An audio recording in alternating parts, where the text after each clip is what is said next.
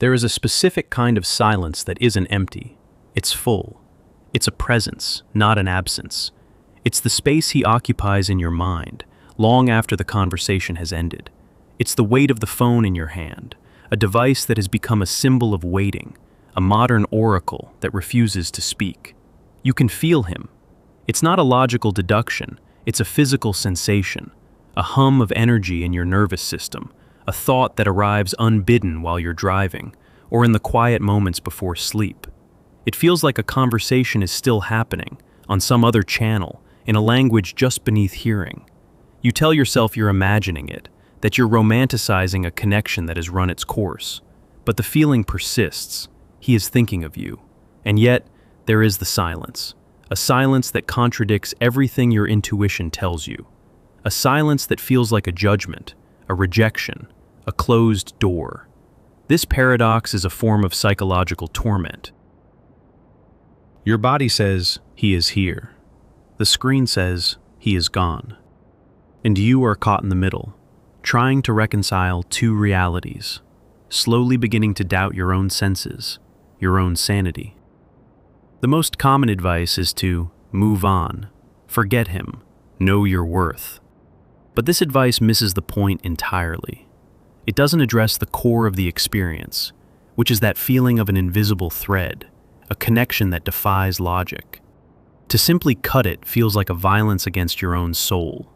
The question isn't just, why is he silent? The deeper, more painful question is, if this connection I feel is real, why does it hurt so much? This is where we must go deeper than surface-level dating advice. We must venture into the landscape of the psyche, into the territory mapped by Carl Jung. Because what you are experiencing is not just a simple case of unrequited interest. It is a profound psychological event, a collision of unconscious forces. The silence isn't just about him. It's about a mirror, and what you see in it is far more than just his face. The truth is, he is thinking of you, but the you he is thinking of and the he you are sensing might not be the people you assume they are. You are both caught in a dance of projections, ghosts from the unconscious that have taken on the form of flesh and blood. And his silence is not a void, it is a reaction, it is a defense. It is the sound a man's ego makes when it comes too close to the power of a woman who has unknowingly awakened his soul. Let's be clear, this is not about waiting for him. This is about using this painful, confusing silence to finally return to yourself. It's about understanding the powerful psychological mechanism at play so you can reclaim your energy, your focus, and your peace, whether he ever writes that message or not. The first layer of this experience is something Jung called projection. It's one of the most common and least understood phenomena in human relationships. In simple terms, projection is when we unconsciously take a part of ourselves, a quality, a potential, a wound, or an ideal, and see it not in ourselves, but in another person. We hang our own inner gold, or our own inner darkness, on them like a coat on a hook. For a woman, one of the most powerful things she can project is her animus. The animus is her own inner masculine principle. It's not about gender roles. It's an archetypal energy. It represents her capacity for logic, action, courage, and spiritual meaning. It is the unconscious image of the masculine that she carries within her.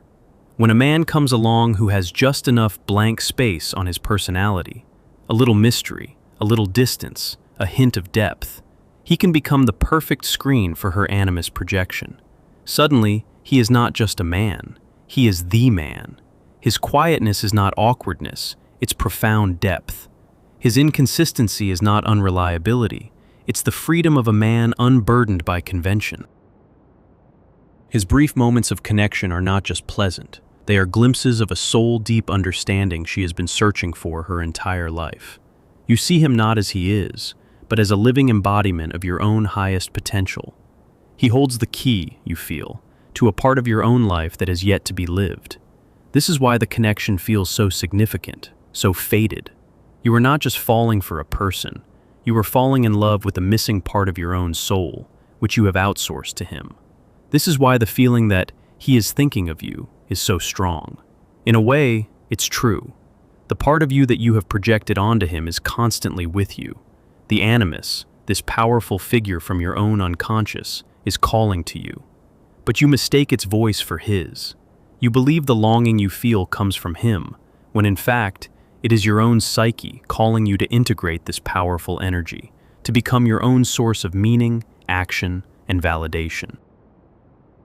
The man himself might be a perfectly ordinary person, with his own fears, insecurities, and limitations. But your projection has turned him into a god, a mythical hero. You have given him the power to validate your existence with a single message, or to invalidate it with his silence. This is an impossible burden for any human to carry, and often, on some unconscious level, he can feel the weight of it. This is the deeper truth that is so uncomfortable to face. The intensity of your feeling is not a reliable measure of the actual connection between the two of you. It is a measure of the power of your own projection. The more incomplete you feel inside, the more powerful and compelling the projection will be. The more you have disowned your own inner masculine qualities, your assertiveness, your direction, your ability to stand on your own, the more you will search for a man to carry them for you. So, when you sit with the silent phone, what you are truly mourning is not just him. You are mourning the loss of a beautiful image, the potential he seemed to represent.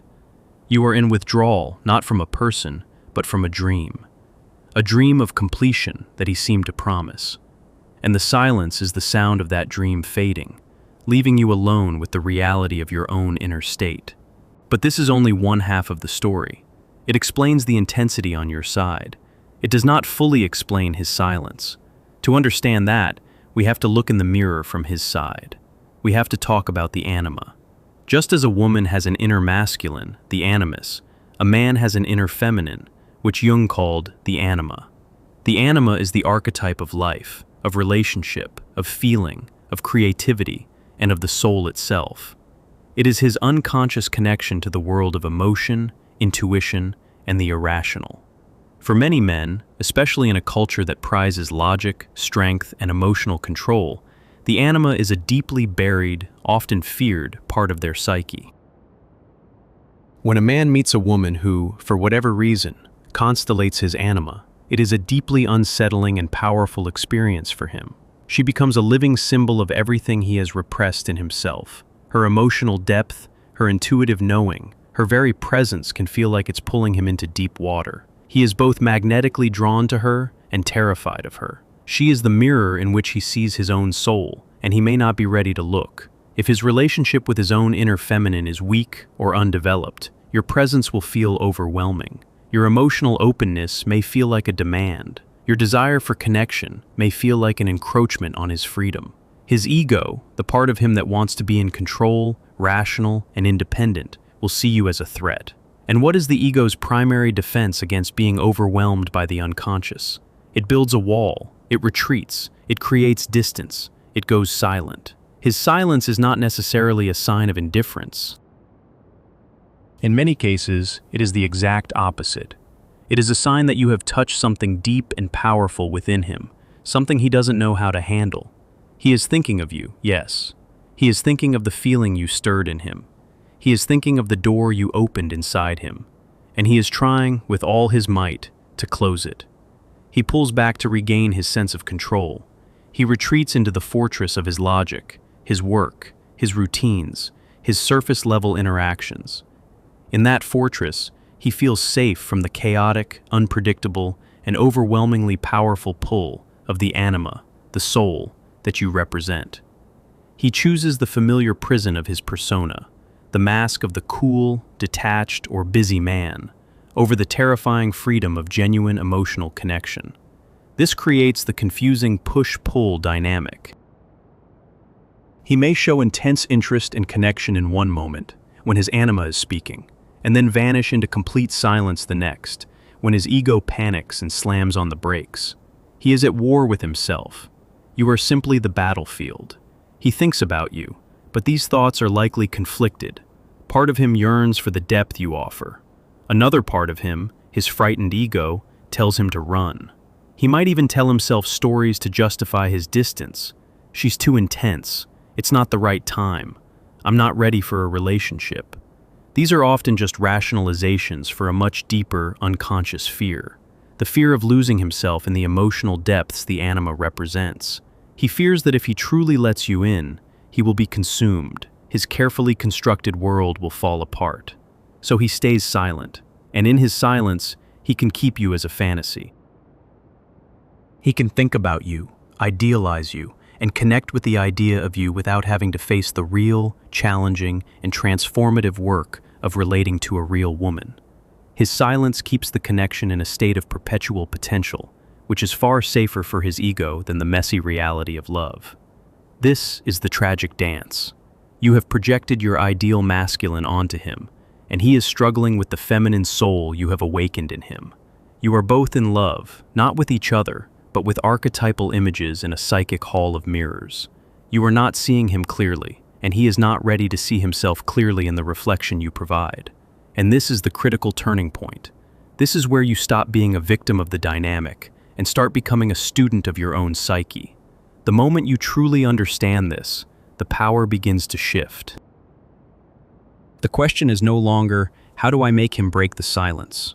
The question becomes, what is this projection and this silence trying to teach me about myself? The pain you feel is a compass. It is pointing directly to an unhealed wound within you. The specific qualities you projected onto him are the very qualities your own soul is asking you to develop. Did you see him as incredibly strong and decisive? Your animus is calling you to cultivate your own inner strength, to make your own decisions without needing external approval. Did you see him as deeply spiritual and full of hidden wisdom? Your psyche is urging you to embark on your own spiritual journey, to find your own source of meaning. Did you see him as a free spirit, unbound by rules? Perhaps a part of you is longing to break free from your own self-imposed limitations, from the good girl persona you have been playing for too long. His silence is a gift, though it comes in a painful wrapping. It is creating a void. And your first instinct is to try to fill that void with him, with thoughts of him, with analyzing his behavior, with waiting for his message. But the void is not meant for him. The void is for you. This is the beginning of the journey of withdrawing the projection. It is a process, and it is not easy. It requires conscious, deliberate effort. It begins with awareness. Every time you find your mind drifting to him, catch yourself. Ask, what am I feeling right now? Am I lonely? Am I feeling directionless? Am I bored? And instead of using the thought of him to soothe that feeling, turn towards the feeling itself. What does it need? If you are lonely, how can you connect with yourself or with trusted friends? If you are feeling directionless, what is one small step you can take today to create a sense of purpose for yourself? You are, in essence, taking the energy you were pouring into the empty vessel of him and redirecting it back into your own life. This will feel like a betrayal of the special connection. It will feel like you are giving up. Your ego and your romantic fantasies will fight you every step of the way. They will whisper, but what if he messages right after you stop waiting? What if he feels you pulling away and it makes him come closer? This is the trap. To stop waiting as a tactic to get his attention is still to be caught in the dynamic. It is still making him the center of your universe. The real shift happens when you stop waiting because you have finally realized that your own life is more important than his potential presence in it. You are no longer playing a game of chess with him. You are leaving the board entirely. This is where you begin to integrate your shadow. The shadow, in Jungian terms, contains all the parts of ourselves we have disowned or repressed. For many women, the shadow contains the needy woman, the desperate woman, the woman who is not whole without a man. We are terrified of being this woman, so we project her onto others and judge them, or we deny her existence in ourselves. But in this silence, she comes knocking. The anxiety, the obsessive checking of the phone, the feeling of worthlessness. This is the voice of your shadow. The work is not to banish her, but to turn and face her, to sit with her, to ask her what she is so afraid of. Usually, she is afraid of abandonment. She is afraid of being unseen, unheard, and unloved. She is often the voice of a younger part of you, an inner child who learned that her value was dependent on getting attention and approval from others. His silence triggers this deep, old wound. By turning your attention inward, you begin to do for yourself what you were hoping he would do for you. You are giving yourself the attention. You are validating your own feelings. You are parenting that wounded inner part of you, telling her, "I see you. I hear you." You are not worthless because a man is silent. Your worth is inherent. I am here, and I am not going to abandon you. This is the true meaning of returning to yourself. It is a profound act of self-love and psychological maturity. As you practice this conscious withdrawal of projection and integration of your shadow, something remarkable begins to happen. The emotional charge around him begins to dissipate. The constant hum of anxiety in your nervous system quiets down. You might go a whole day without thinking of him, and when you do, it's a neutral thought, not a painful pang of longing. You begin to see the mirror for what it is.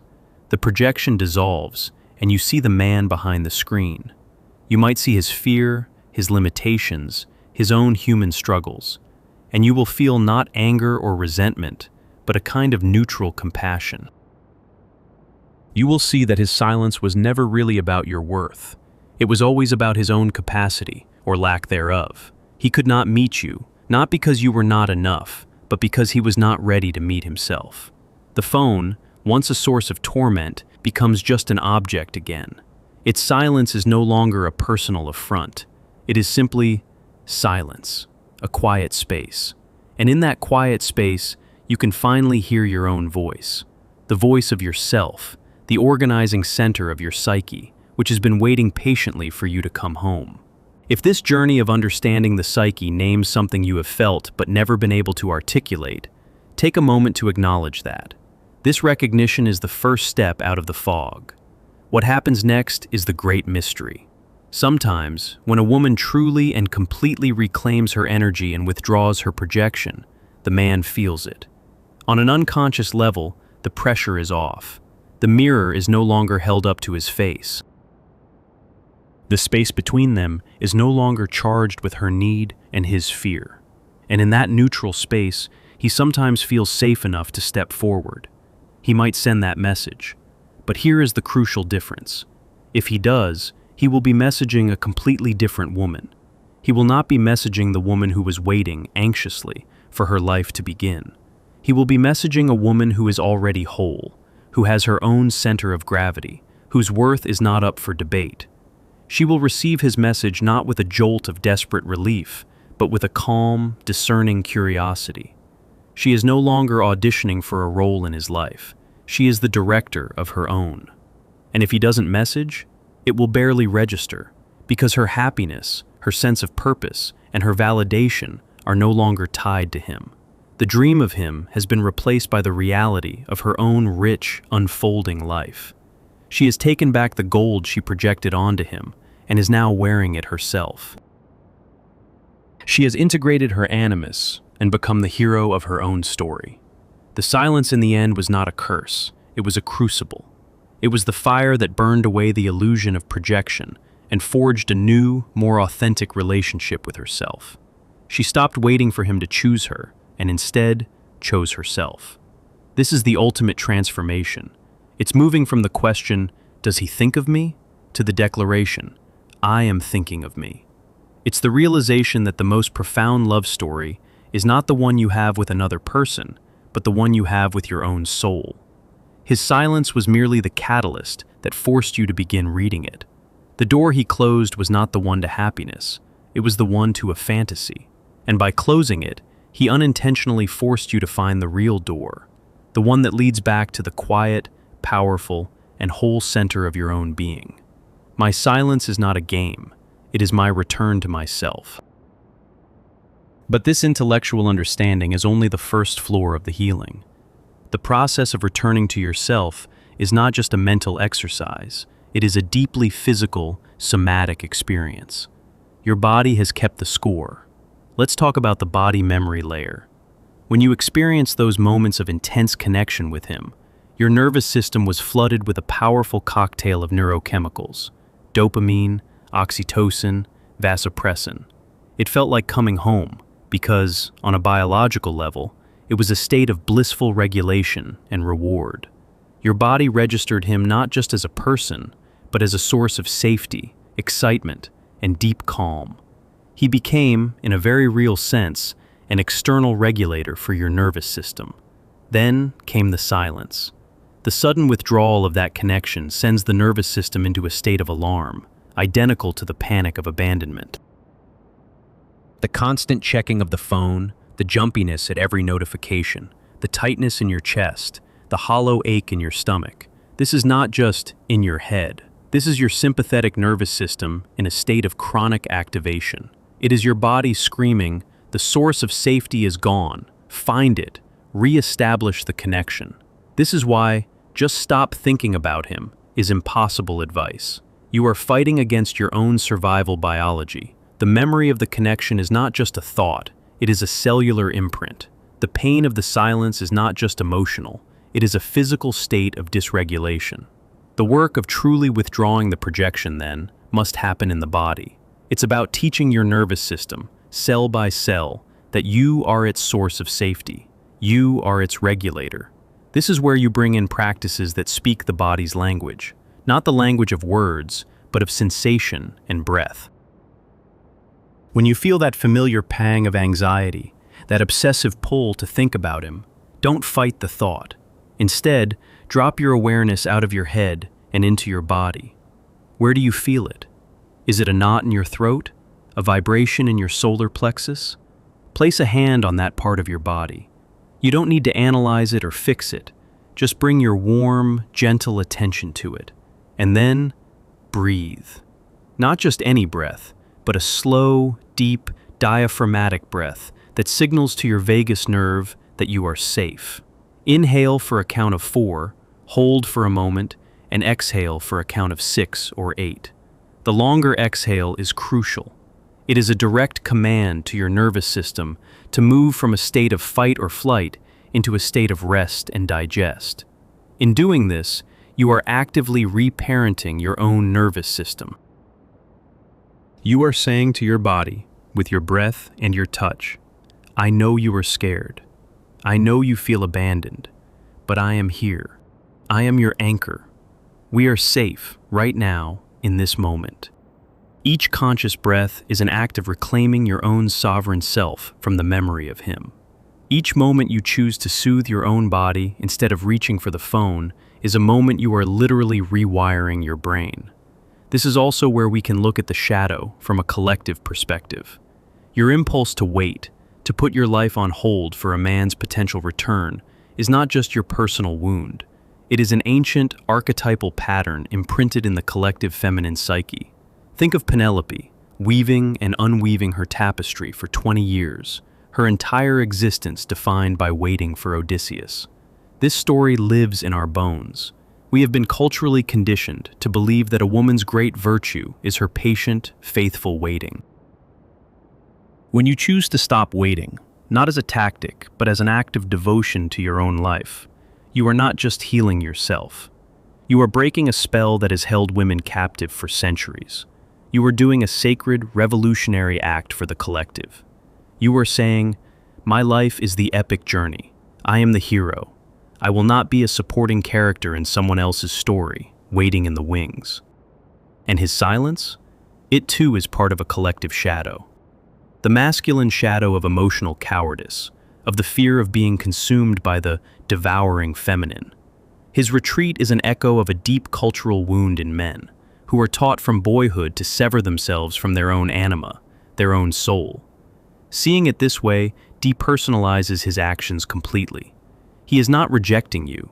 He is acting out a tragic script he was handed by a culture that fears the power of both the inner and outer feminine. It allows for a deeper compassion, the kind you feel for someone who is trapped in a prison they cannot see. As you continue this deep inner work, this somatic soothing and conscious reframing, you will begin to notice concrete signs that the projection is truly dissolving. These are subtle shifts, quiet milestones on the path back to yourself. The first sign is a change in the quality of your daydreams. Before, your mind's free time was colonized by him. You would run reunion scenarios, compose imaginary text messages, or analyze past conversations. Now, you might catch yourself daydreaming, and with a jolt of surprise, realize he isn't in the picture. You're imagining a solo trip to a city you've always wanted to see. You're picturing the feeling of mastering a new skill. You're designing a room in a future home that is unapologetically yours. Your imagination, freed from the prison of waiting for him, has started to build your own world again.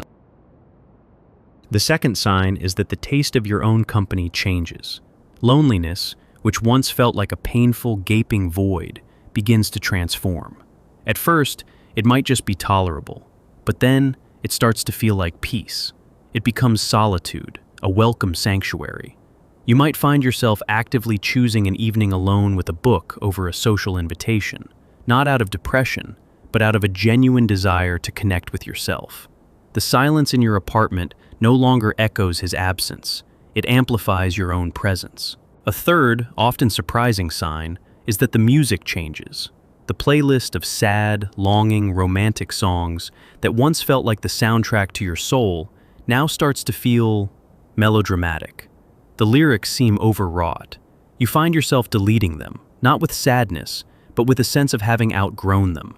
You are drawn to music that makes you want to dance, or music that feels expansive and instrumental, or simply the sound of silence itself.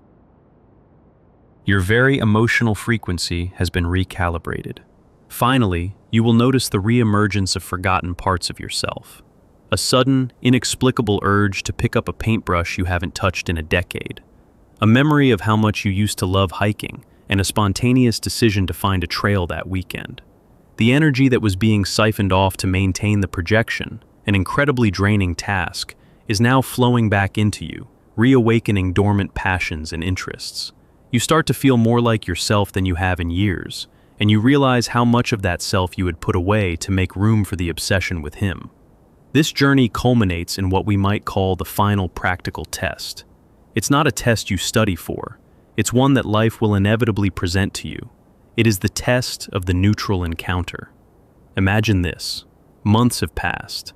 You are walking down the street, feeling centered in your own life, and you see him. Or perhaps his name comes up unexpectedly in a conversation. In your old state, this would have triggered a full-body alarm, a jolt of adrenaline, a racing heart, a rapid-fire internal monologue. How do I look? Should I say something? Does he see me? Is he with someone? The encounter would hijack your nervous system and occupy your thoughts for the rest of the day, or even the week. But now, something different happens. You see him, and you feel recognition. Simply that. Oh, there he is. Your heart rate remains steady. Your breath remains calm. There is no energetic hook, no immediate lurch of hope or dread.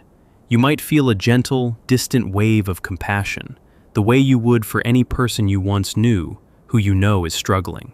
Or you might feel a profound and peaceful indifference. You can offer a polite, genuine smile if your eyes meet, and then you can continue on your way, your thoughts returning effortlessly to what you were doing, what you were going to buy at the market, the project you're excited about at work, the friend you're about to meet. The encounter is a pebble dropped into the vast ocean of your life, not a boulder. It makes a small ripple and is gone. When that moment happens, you will know. You will know in your bones, in your calm nervous system, that you are free. The silence did its work. The projection is gone. The power is, and always was, yours. And so, the path that began in the agonizing silence of a phone screen leads you here, to a different kind of quiet. It is not the empty, anxious quiet of waiting. It is the full, resonant silence of a woman at home in her own being. This journey, sparked by his absence, was never truly about him. It was a sacred and often painful invitation to stop looking for your reflection in another's eyes and to finally meet your own gaze. It was about learning that the validation you craved could only ever come from within. The love you so desperately wanted to receive was the very love you were being called to give to yourself. The silence was a teacher. It taught you to listen to a deeper frequency, not for the sound of his message alert, but for the subtle, wise whispers of your own intuition. It created a space, and in that space, you didn't find him. You found the whole universe that exists inside of you. You didn't just get your life back. You stepped into a life that is richer, deeper, and more truly your own than the one you were living before. The story is not over. It has, in fact, just begun.